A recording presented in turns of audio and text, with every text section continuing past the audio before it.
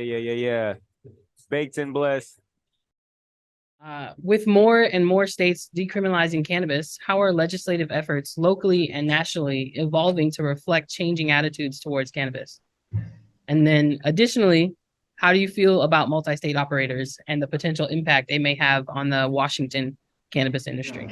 Well, I think, we've got some amazing people on this panel too. And while some of the laws are changing, I think we're way, way, way behind. I think there are so many legal misgivings that have happened historically to so many people that if we don't start righting those wrongs immediately, it doesn't matter. We're creating this industry in a space where so many people have been harmed by it, that if we don't start and really commit to fixing that first, it's going to tarnish. I just think it's going to tarnish the industry. So it's like we have to really correct the wrongs that have been done and really develop this. I think like Joy, like your family is developing.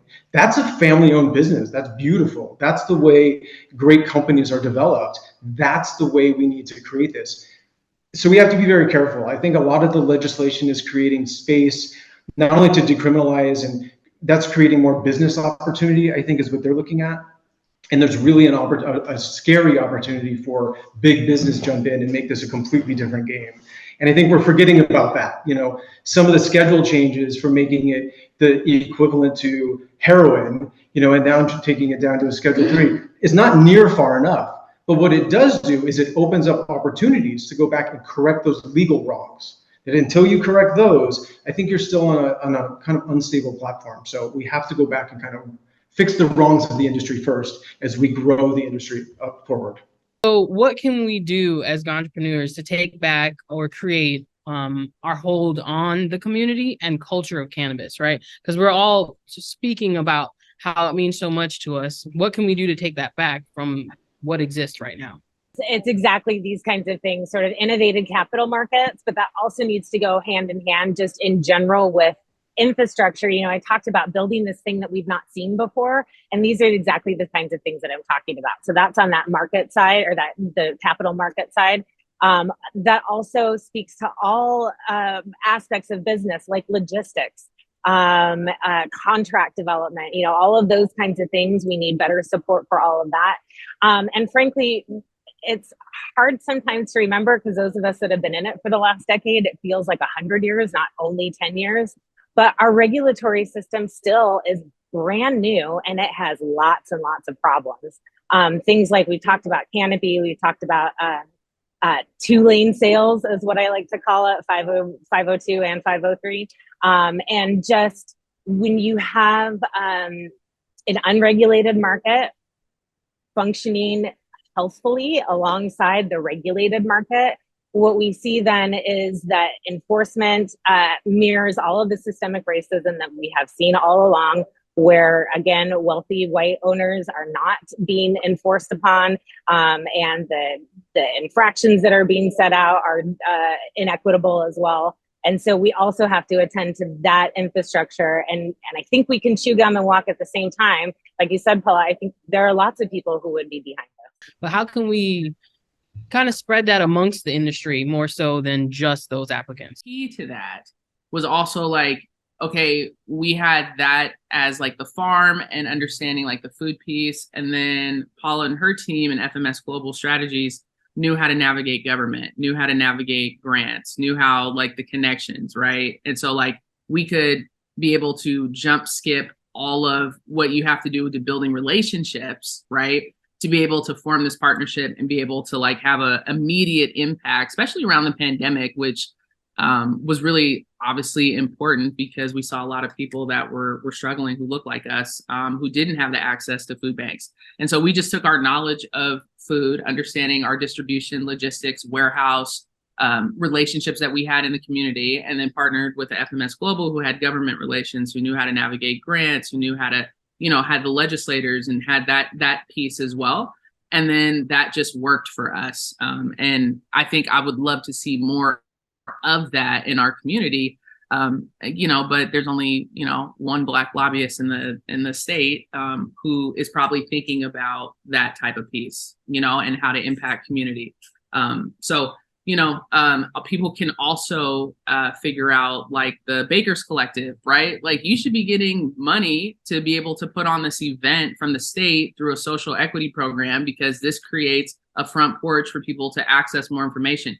The biggest thing is exposure. A lot of people hit you up and they're like, I just don't even know how, right? I can't begin to tell you how many emails Paula probably gets. Like, hey, I just don't even know the first step to take. And a lot of times it's like, okay, we spent so much time bringing people to our farm and being like, hey, and then it gets them ideas and they're like, okay, this is how I can fit in. This is how I can navigate. But a part of that is just exposure. People don't even know where to start. And I think that's really a big thing. We think we have to come up with these grandiose ideas when it's like, hey, they just need a exposure to something to figure out, to get their innovative ideas created. So I just wanted to throw that out there. Can anyone give us maybe a rundown on the differences between the new licenses that are coming online and the process that is wrapping and coming to its end right now? Something that maybe those that watch this webinar later on should know, because if I remember correctly, they go online in January. Don't kill us. We did the best we could. So this is what I will say. The licenses that are out, the 46, are under House Bill 2870. We'll drop the link in the chat if you haven't read that. Those are the licenses that were canceled, revoked, never issued. They're specific. You are tagged to a county, right? And they also have certificate holders. And so there's over 462 people that applied and were scored for those licenses. And I would just say transparently, there will always be more licenses, more applicants than licenses. The LCB will have an update on the 13th of September. We are encouraging all community members, whether you applied or not, to go to that meeting. You can also submit your questions to the social equity portal with the LCB. That's the best place to get your questions answered. It also makes all questions and all answers public. So it's a matter of public record. That way, everybody gets the same stuff. Nobody's getting any inside intel. I tell people, I don't know nothing. Don't call me, please, because I'm going to tell you, I don't know nothing about nothing. So that's those licenses. They will go out. So what will happen in between that? Yes, because people are calling me. I was like, girl, I do not know your score. Do not call me. I will not respond. So that will go out. And then, just transparently, the process is what the process is. People get upset. There will be a debrief, a comment session, and then there will be community feedback. Because anytime the LCB has done anything, and Joy knows we've lived through this, we've said you have to go back out to the BIPOC community. You have to have a listening session. You got to take that incoming on what you did wrong, what you could do better, and how do you improve the process. And you've got to allow for that to take maybe a 3 to 6 month window. Under 5080, understanding the process, they'll have to gather all of that, because you can't put 52 more licenses out unless you know what did and didn't work under this. So there's a process called WAC, and Caitlin knows what that is. So they will have to put out a notice that we're going to create WACs. They will have to allow public comment. Everyone gets to say what I like, what I didn't like. They have to take that under advisement. There has to be votes. Then they have to issue those WAC rules. They have to do this publicly. Once that happens, and then you have the period that the WAC has to be out there, then they will notice everybody, and the window, like they did under these 46, will open to take licenses. Now, we know government does not churn anything fast. This is me. Again, I don't have any inside data. I can't imagine, with us being at the 9th of September and them holding a meeting on the 13th, that we know realistically it takes about a year to open up a retail store. The hardest thing is finding a location and getting capital. And this is not me trying to poo-poo anybody's anything. Would it make sense to push out 52 more licenses before those 46 stores stand up? No. So I told people there is slim to no chance those licenses will open up in January. And right now, Slim's on vacation, so that just leaves none. You got to stand those stores up. You got to let those people get locations, be functioning, because then you are, and again, I'm not trying to hurt anybody's feelings, you would be oversaturating the market. That wouldn't be fair, right? Why would you push out more stores? And the problem with 5080, or the challenge is, under 5080, you can put a store anywhere. You don't have the boundary constraints that you have under 2870. So if I'm one of the people that wins a license in King County, hell no, I don't want 52 more people that can go anywhere coming in, while I might still be 6 months from now looking for a location and negotiating my lease.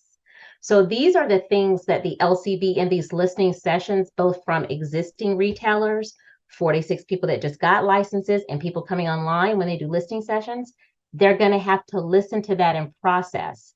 If I just got my license, hell no, I don't want you other 52 people nipping at my heels. Can I open up my store and sell some of my cannabis? We have to just woos off and say what makes sense, because what you really want for equity is viability. It wouldn't make those 46 licenses very viable. So the reason that we extended the program for 10 years and it goes like Joy for what, to 30 or 31 is because the intent, and we've been transparent, but I get the feeling that no one was listening, was to always to release the licenses in stages. We never said the licenses were coming out in 2024. We said that would be the first time the window would be open for the licenses.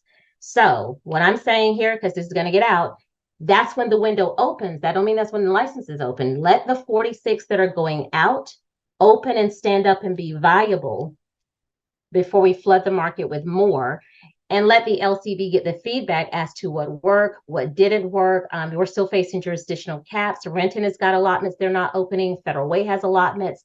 Kent has allotments. Like, there's still legislative mess that we're dealing with. Pasco just lifted their thing. We're working with that. We're still working with Linwood. So there's stuff that I know won't make sense to people that's probably not Caitlin and Laura and Joy. Like, we understand what Paul is saying. I know the regular person doesn't. But in order for us to make your opportunities as best we can get it, we legislatively need to do some other stuff. And 2024 would be too soon for us to make these opportunities really good, is what I'm saying.